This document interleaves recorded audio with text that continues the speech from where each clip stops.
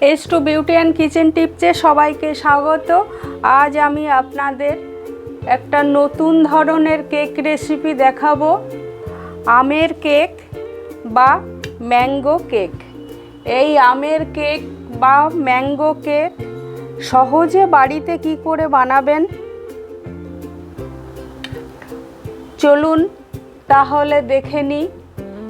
এত সুস্বাদু এবং নরম স্পঞ্জি ম্যাঙ্গো কেক আমরা কিভাবে বানাবো। পাকা আমের কেক বানানোর জন্য আমি একটা পাকা আম ধুয়ে পরিষ্কার করে নিয়েছি। আমটা কেটে নেব।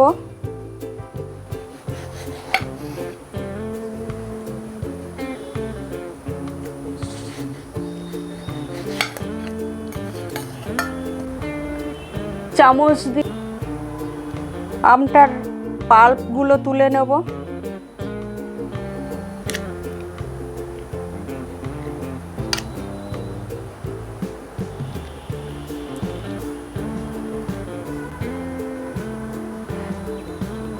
আমরা অনেক ধরনের কেক খেয়েছি, কিন্তু এই পাকা আমের কেক খুবই সুস্বাদু লাগে, টেস্টি লাগে। আমটা পাল্পগুলো বার করা হয়ে গেছে। আমি একটা মিক্সার গ্রাইন্ডারে দিয়ে দেব পেস্ট করার জন্য। হিমসাগর আম ভীষণ মিষ্টি।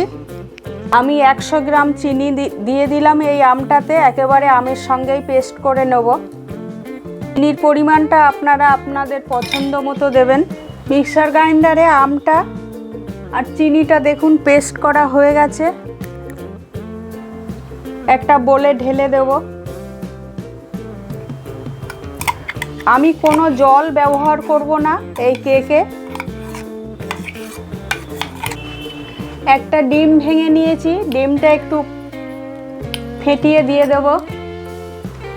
হাফ বাটি রিফাইন্ড অয়েল দিয়ে দেব। এই আমের পাল্প, ডিম আর তেলটা আমি ভালো করে ফেটিয়ে নেব হ্যান্ড ব্লেন্ডার দিয়ে।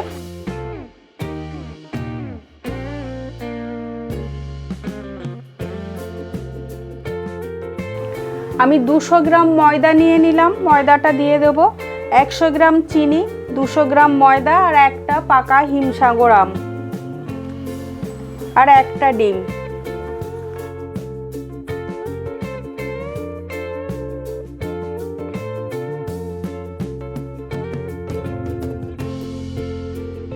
আপনারা এরকমভাবে ভালো করে ফেটিয়ে নেবেন।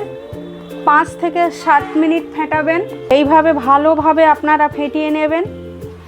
এই পাকা আমের কেক, এই আমের এই রেসিপিটা যদি আপনাদের ভালো লাগে একটা লাইক কমেন্ট করবেন। যারা নতুন আছেন আমার চ্যানেলটা সাবস্ক্রাইব করবেন, তাদের কাছে একান্তই অনুরোধ রইল।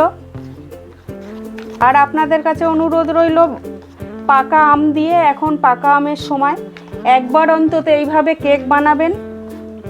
এই আমের কেক বানানো খুবই সহজ পদ্ধতি।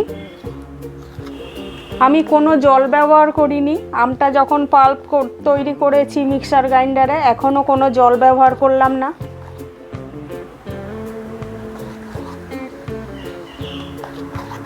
এক চামচ বেকিং পাউডার দিলাম, হাফ চামচ বেকিং সোডা দিলাম। এই বেকিং পাউডার আর বেকিং সোডাটা একেবারে লাস্ট স্টেপে আপনারা দেবেন। বেকিং পাউডার দিয়ে বেশিক্ষণ আপনারা ফেটাবেন না।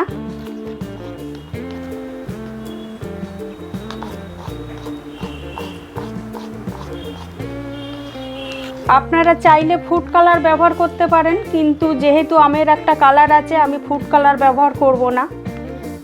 আমি একটা কেক মোল্ডে তেল লাগিয়ে নিয়েছি আর একটা বাটার পেপারেও তেল লাগিয়ে নিয়েছি। বাটার পেপারটা দিয়ে দিলাম। এবার ওই পেস্টটা আমি ঢেলে দেব।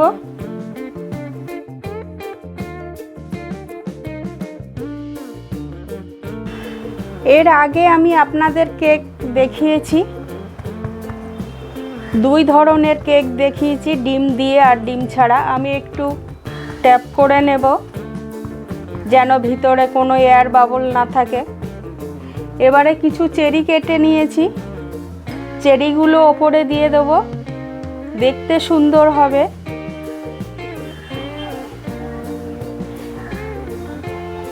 কেকটা দেখতে সুন্দর লাগবে।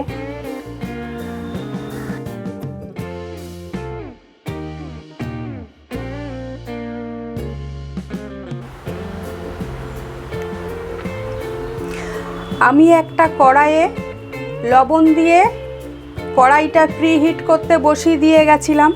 আর এই ঢাকাতে একটা ছিদ্র ছিল, ছিদ্রতে আমি একটা কাগজ দিয়ে দিয়েছি, আপনারাও দেবেন লবঙ্গ বা কাগজ।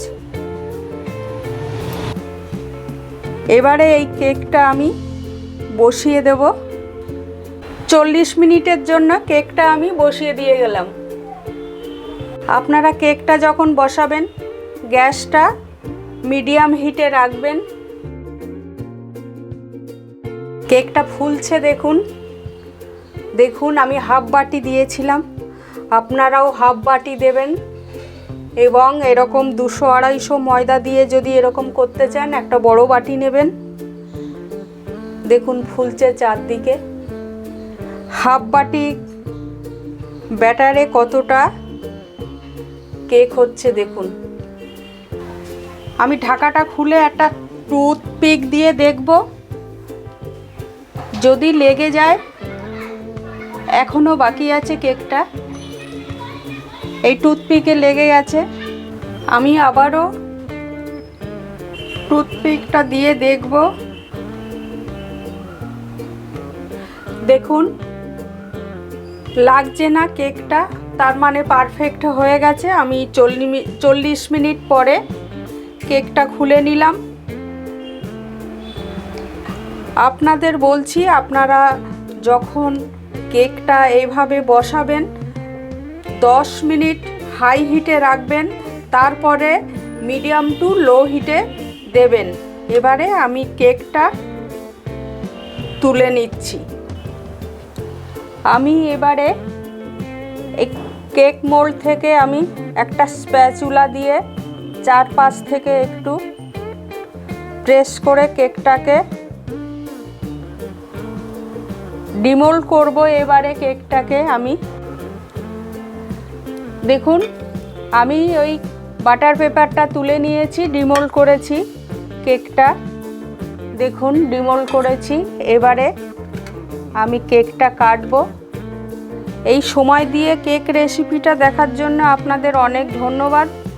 আবারও কোনো একটা নতুন রেসিপি নিয়ে আপনাদের কাছে আমি আসব। আমি কেকটা একটু কাটছি অল্প করে।